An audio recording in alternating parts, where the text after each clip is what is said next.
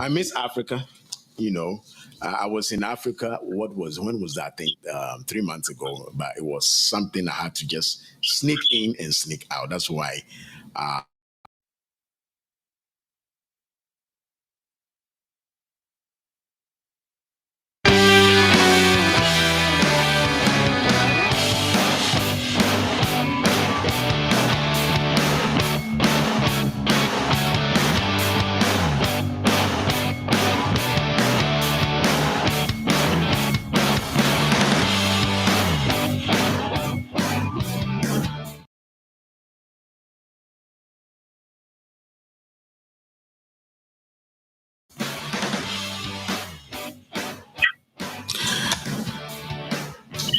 Hello, my name is Martin Betigo, and this is Political Affairs. We are broadcasting live. This is a pre-recorded program broadcasting live from Pennsylvania, United States. Today, our focus is the impact climate change is having on Africa's economy.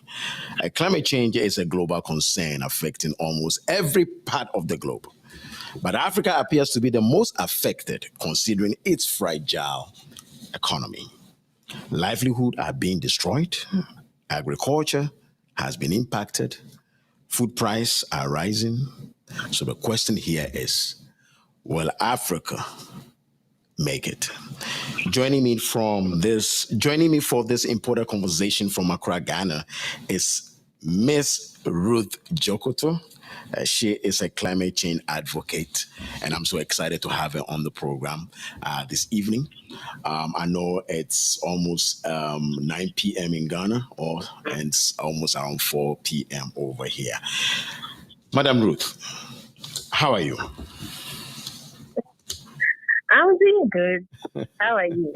I am doing well. In fact, I miss Africa.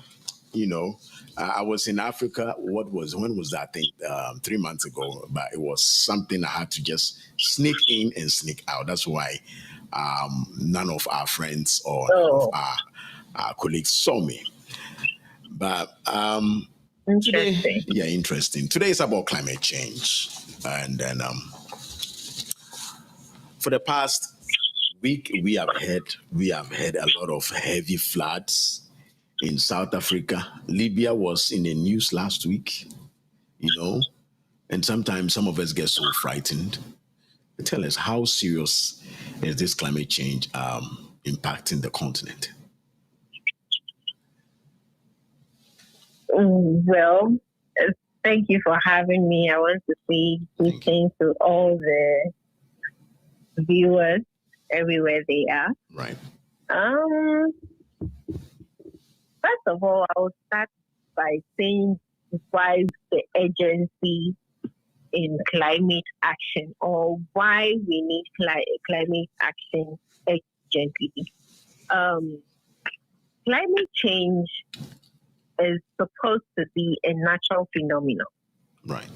It's supposed to be something that happens in nature. So once a while we'll be having some hot atmosphere and all that. But the urgency here is that human activities, like now we're having a lot of transportation system, like using cars, fossil fuel burning and all that, our farming practices, our land use and all that, are contributing heavily to the greenhouse gases. I mean, some exist already in nature, but the human activity is making it more enormous. And that is why we need urgent action in place before it becomes too late. Talking about Africa, well, it is a known fact that Africa is less contributor to climate change, but we are suffering the most. And I believe this is the case because Africans, we don't have adaptive methods or technologies in place to curb the effects. But when you look at the Western world, they have the resources, they have everything, although they are the ones being the most polluted. They have the resources to curb the effect. So it is leaving Africa in the mud when it comes to adaptive and resilient strategies. So it boils down to the fact that can Africa withstand the scourge climate change? Well, that is if the polluters are willing to help African countries overcome this storm, then I believe they can withstand it. Because once I am not doing something, I am expecting that I shouldn't be responsible for taking care of the mess that it will cause. So I believe that is the case of Africa. Since we are not the polluters, we don't want to be the ones taking charge of cleaning the mess. But it is us that it is affecting. Hence, we need the people that are polluting it more to come on board. So, yes. So, in fact, what you are telling me is that those who have initiated these pollutions, they're supposed to come in to assist people of your kind so that you can campaign more on climate change. Is that what you're saying? Exactly. There is something called the polluter pay principle. All right. So if somebody pollutes the atmosphere, we are believing that that person should be responsible for the emissions that they should take care of their emissions. If I use, let me use waste for example. In my house, the waste I generate, I'm supposed to take care of its disposal. I'm supposed to pay for it to be disposed, or I'm supposed to find a way to dispose it. Right. So if somebody is polluting the atmosphere, they should be ready, aware, they should be willing to take care of the impact, the negative effect that it will have on the environment. Right. So that is all I'm saying. I mean, the Paris Agreement that they have, they make sure that every party, that is every country that is part of the Paris Agreement, has their nationally determined contribution, that's the NDC, that they are supposed to go to according to their domestically, how they tackle climate change domestically. They are supposed to go according to those nationally determined contributions. Right. So every government in every country have this NDCs, which every African country has, and Ghana is no exception. Right. But the issue is, are we really doing what we have in the NDC? These NDCs were formulated by young people, right, which I happen to be part of the Ghana one. Okay. So are we really going according to the NDCs we have, or we just printed something and then it is just there? Okay. So for us to be able to, for us to be able to go according to this NDC, we need people on board. We need financiers, right, people that can finance every single project. Young people are coming up with vast ideas on how to curb this effect. Right. So how are they going to finance all these ideas? Right. Even if you have to do education in communities, you will definitely need some financial support to be able to commute to those communities. Okay. So how do they go about all that? So that is when the polluter pay principle comes in. So those who pollute the atmosphere the most must be ready to take charge of the negative effects. All right. We'll be coming back to financing, and then I want us to zero in on how the problem is really affecting livelihood and food production in Africa. Because, food is everything in Africa, the livelihood of the people. How is this pollution really affecting them directly? Okay. I did a research recently in the Volta region, a region in Ghana, and assessing the impact of climate change on their health. And then I came across an interesting fact that these people live in the coastal area, and their main source of livelihood is fishing. Yeah. So whenever they go to fishing, they get some fish and they take to the market to generate some income. And they are suffering from tidal wave, high sea level rise and all that. And then whenever this happens, they don't go to sea, they don't fish, they don't do anything because they don't know anything aside fishing. So these people, how are they going to cooperate? How are they going to manage when it's time to feed for their families and all that? Aside the sea breaking their homes and all that, it is impacting on their livelihood because they are not able to go to fishing to get some income. So that is how the climate change is affecting those in the coastal areas. Right. And when I have to talk to the farming, those who farm, like when you go to the northern part of the country, you realize that there is extreme drought sometimes, or most times there is extreme. They have arid weather conditions. Sometimes it can be flooded. Sometimes it can be extreme drought, and they can't cultivate some crops in certain seasons. Now that climate change is taking up everywhere, right. At first there is a season where you have to plant maize, but now you plant the maize and then erosion occurs, or you plant the maize and there is no rainfall. This is how bad it is becoming, or it has become, and why we need urgent action. So yeah, climate change is impacting negatively on food systems. Yeah. All right. Thank you so much for that. Let me, since we are still zeroing around the livelihood of people in Africa, let us just double in a little on what kind of effort do you see any commitment coming from the African governments in this climate what dispartation agenda? Do you see any effort coming from the government?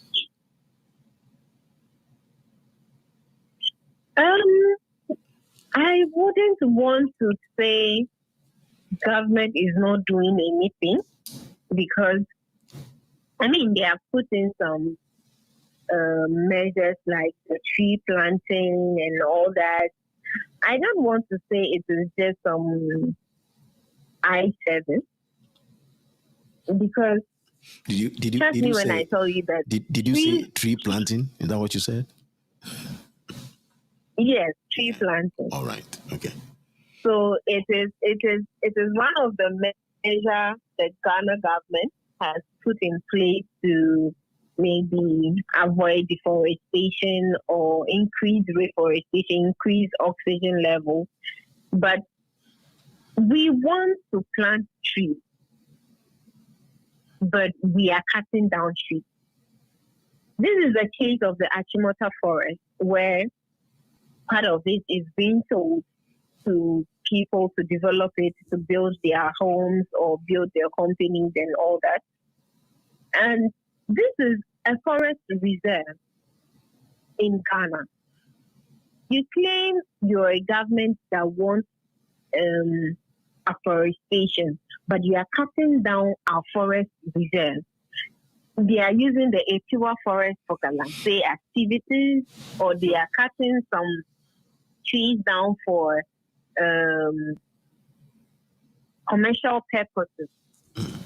The rosewood and all that are being cut down for commercial purposes. So if the government says they want to curb the effect of climate change by planting trees, then why are they cutting down the already planted trees? So I think they are trying to put in the effort, but just because they have to do it for us to know that they are doing something. So it means that what we are seeing here is like a double standard. They are planting trees and they are cutting trees. They are planting trees and then they are doing illegal mining, coming from the government, but not the citizenry. Okay, so we are seeing the double standards over here. Let's zero into the Western world, and then you've heard about the whole globe trying to go electric cars. You've heard about that. Mm-hmm. Yes. What is your take on that? We want to say bye-bye to the old that way is of absolutely moving from one point to the other and then now use electric instead of automobile. Does that help the that is climate? absolutely a Is that going to brilliant help the idea. climate or is also going to affect the climate? It is an absolutely great idea Okay. to me. And as a climate action advocate, it is one of the best ideas I've thought, because then we don't have to burn enough fossil fuel. We don't have to depend on petrol and all that. But then it is also going to have an economical impact on the country, Yeah. on whatever country that takes charge of that. Because the money, the funds generated from this fossil fuel sales is huge. So then if it is out in play, but I believe before we can take action, before we can take any positive action, we have to be ready for the consequences. And one of the consequences that will help us will be to not think too much about the economical impact, Right. but look at the future impact, the positive impact of these electric motors. Right. So it can come to a point where we have electric cars or electric charging points everywhere in the country, just like we have the fuel station, and it's also going to generate income anyway. So for us to make a positive change, we must be ready for the consequences. And I believe the electric vehicles is a great idea. Right. So are you still insisting that since the Western have all these technologies, they should come in to Africa and assist? Are you still insisting that they should do that? Yes, I am still insisting. Yes, I am still insisting on that, because if they are making the car, who are going to buy the car? Definitely it will get to Ghana, it will get to Ethiopia, it will get to every African country if they are supposed to do electric cars. Yeah. And if they do these electric cars, hoping that people will buy it, and my country doesn't have electric charging points, do I go and buy the car? No. So for them to also engage in their sales and everything, they have to help the African countries build this type of charging system, right, before they are able to sell their car. Yeah. So it has to be hand in hand support here. Right. I want us to double down. That is why climate action is more about collaborative effort. Okay. I want us to double down and then look at dumping in the country or the continent. How a lot of stuff are dumped in Africa, like maybe secondhand goods, quote open, quote close, obroni wewu. I mean, it's a local pally, that's how we say it back home in Africa. And this dumping is still going on, irrespective of all the advocacy that you are doing or all the giant companies are doing. The dumping is still going on, and that's somebody else's business. What will you suggest to the government to do about dumping in Africa?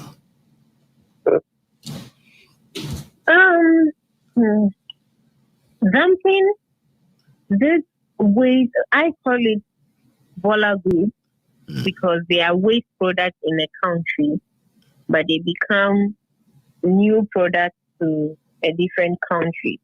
Right. Because they believe that the country it is coming to need it more, when it is actually useless to them. That is how useless they think about us, or they think of Africa. And that is how useless we also think about ourselves, to be able to patronize this stuff.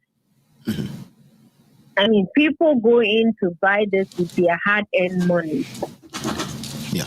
And at the end of the day, these second-hand goods end up in our water body.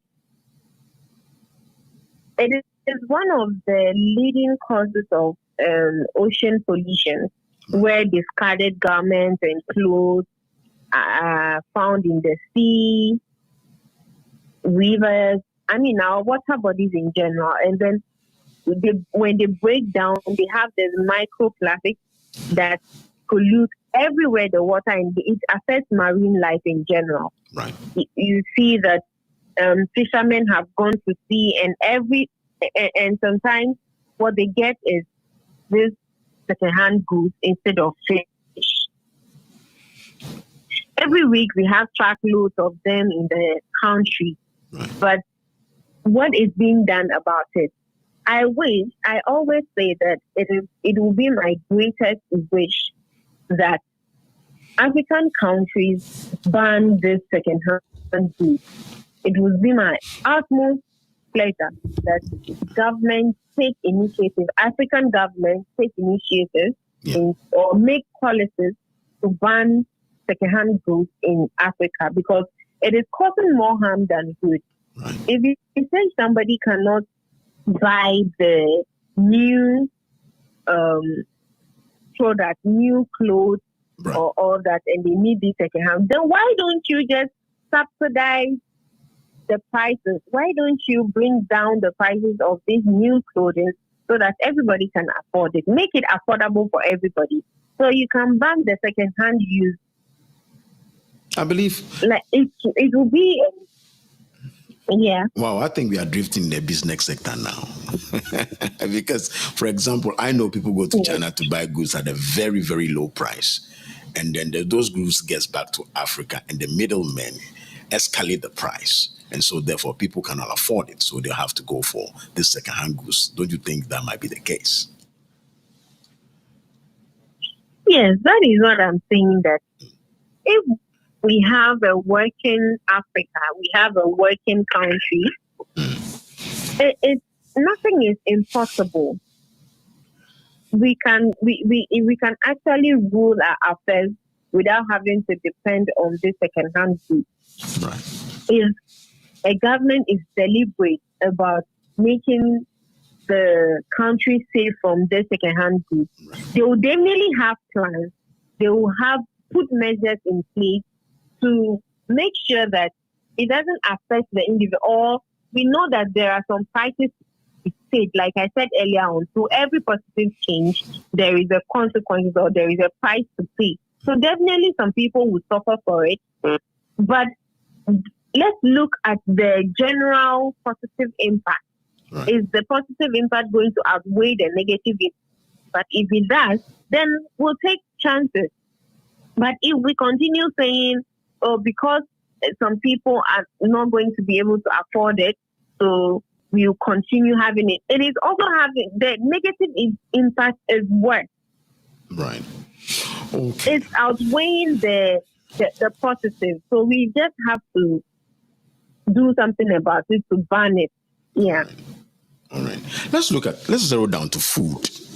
Food on the African continent. I know we are losing our seeds. There's a place in Norway that houses all the whole world's seed. I don't know what is going to happen in the next 50 years or 20 years, but let's just zero down. You see, as an individual, at an individual level, community level, what can the African do at least for food sufficiency and that this situation or the situation to come? What should the African do when it comes to food? Well, I believe when it comes to food security, already overpopulation is taking most of our land. So what we can do is to practice mixed cropping, where you can have a land where the land can be used for multi-purpose. Like you planted cocoa, which will take about 5 years to harvest, it will take like 5 years to harvest. So within these 5 years, you can have within the cocoa some plantain or maize or any other crop that you grow faster that you can harvest for food. Right. With this, we can be able to have more crops with the same farmland. Right. Okay. And also when it comes to food security in terms of our seaside, I believe Ghana is doing something good. Right. Where they have close seasons. They have close seasons sometimes, so it gives way for the fish to reproduce, and then it can be harvested in due time. So that is something I would wish other countries can copy. Okay. Yeah. Ladies, so they can have close seasons sometimes. Yeah. Viewers, we have our sister, our big sister, Miss Ruth Jogoto on phone on this program. We're discussing about climate change, and we've gone through a list of questions. Sister Ruth, let me ask you 2 or 3 questions, and then we'll bring the program to an end. Do we need more advocacy around the continent? Like, do we need those advocacy network between nations and nations, countries, West Africa, North Africa, South Africa, when it comes to climate change? We do. Yeah. We do need advocacy a lot. And what steps have you guys taken so far? One might think the people in our villages or rural areas don't know about climate change. But it will interest you to know that they even know more than you. But they just don't know what it is. If you explain it, I mean, most of our communicators, climate change communicators, have made climate change to look like an elite subject. They make it look so complex to understand. But I believe that with communicators in various communities, like maybe they have the same dialect, they speak the same dialect with the people, they should be able to bring it down to the level of the people so they can understand. And then if they understand this, they know exactly the answer they are giving to you. Right. An instance is when I did my research earlier on, when the community is basically an Ewe community. Okay. And I happen to be an Ewe. So I spoke Ewe to them, I explained it to them in Ewe. And it will interest you that they even knew more than me. Just that when we say it in English or we use some big terms, they are not able to get what we are driving at. So yeah, we need a lot of advocacy to go on so people can understand the impact or the need for urgent action. We need a lot of youth voices to come on board for this agenda to be achieved. If not, we are all dooming to a doomsday where we are already experiencing the earthquake, the bushfires, the flooding everywhere. Recently, Nigeria got flooded. Right. And Ghana is no exception when it comes to flooding at all. Yeah. So we need urgent action. We need people to educate people more on this impact and how they can solve it, because human activities have become the most causing agent of climate change. So with more education, people will be aware of their actions and be able to take emergent action. Yeah. Wow. Ruth, in fact, you have exhausted all the questions and your responses have been so excellent. But I have 2 questions for you. The last one is going to be a very personal one.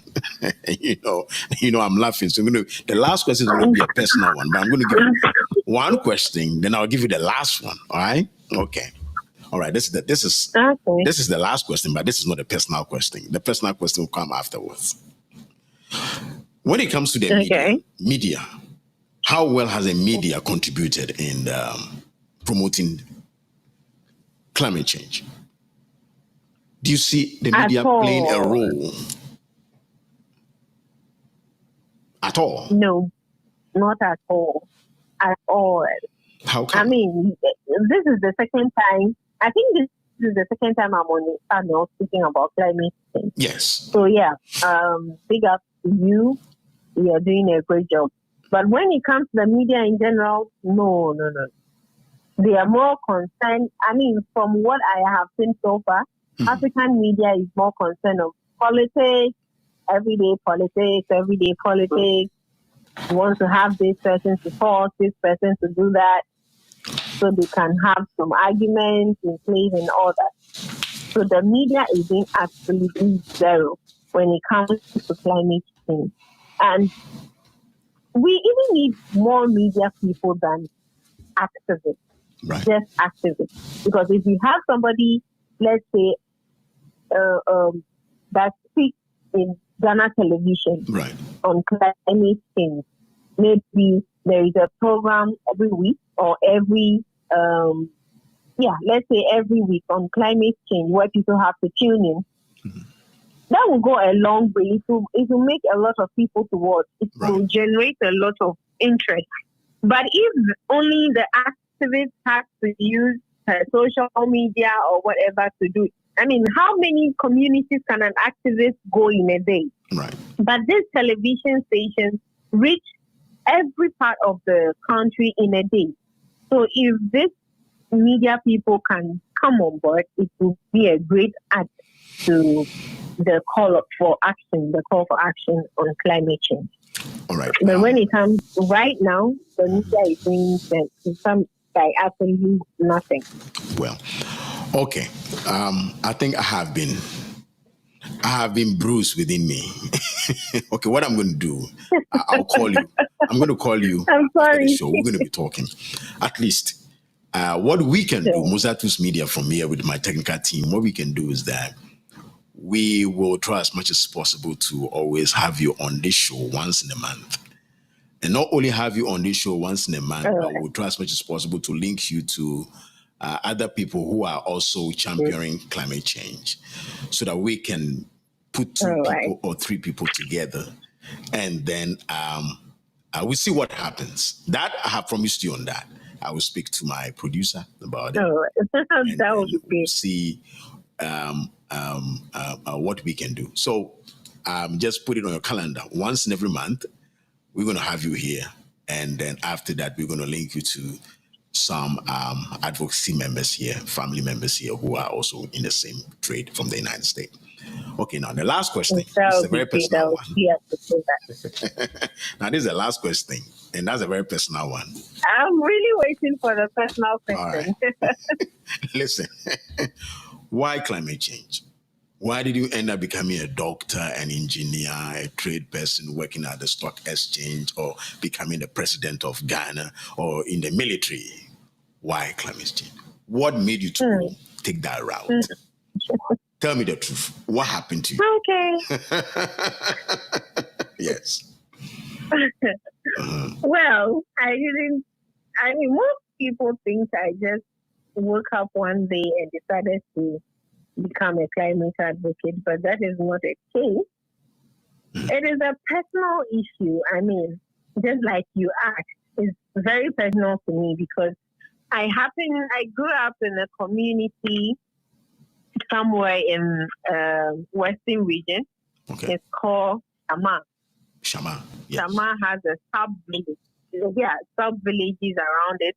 And one of this coastal village is called Anglo Beach. Anglo Beach. Okay. It is mostly, I mean, it's a way dominant. Okay. A way dominated community. And they are just near the coastal area. And once a while we will have this sea level rise, we have tidal storms and all that. And then these people kept saying, oh, the gods are angry with us. They are doing this. They are the cause of this. I just couldn't understand how their smaller gods are able to cause this much havoc. Well, after going to school, I mean, school was seen as one of the how will I even say? Okay. I don't know the word to use for how school was seen. Okay. But I had the privilege to go to school, and I mean, I understand that climate change was leading to all this tidal storms and all that. I mean, whenever this happens, women have to run from their homes to different places, children. It was causing a lot of teenage pregnancy, early marriage, and a lot of social violence. Right. So I took it upon myself to delve into this subject matter right after tertiary school. So I became this environmental advocate. And yeah, so here I am today being a climate change advocate because of the effect it had earlier on had on the community I grew up in. And as I'm talking to you just last week, the sea has raised itself again, and everybody is now moving out of the time. I mean, when the sea used to be like 200 meters away, now it is close to where it was not supposed to be. So that is how bad it is. Yeah.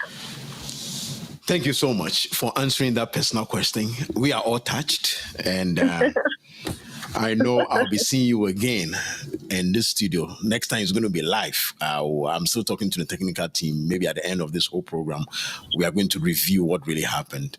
But I'm so excited that we had to do it through phone. And then I want to say that continue doing what you're doing. And then there's always light in the tunnel. We are here. If there is anything, you can always reach us by our phone. And the promise made will always be a promise kept.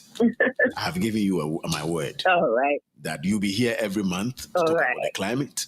And then also, we'll see how best we can collaborate with you and with other folks down here to help you to propagate what you are doing. All right. All right. So, ladies and gentlemen, our viewers, well, let me give you the honors. You have any last word or something to say before I close down the carpet, Ruth? Any last word for your viewers? I would only say that let's all do our part because climate action is a shared responsibility. Yeah. Ladies and gentlemen, thank you so much. That was our sister, Miss Ruth Gajoko. Miss Ruth Jokoto. I got it right? Speaking to us from Accra, the capital of Ghana, far West Africa in Ghana. And she's doing a good job. And let us all protect the environment. God bless you. And I will see you again next week. This is Political Affairs, Martin Pettigo, streaming live, recorded program from Colma, Pennsylvania. Until next week, stay cool and God be with you all.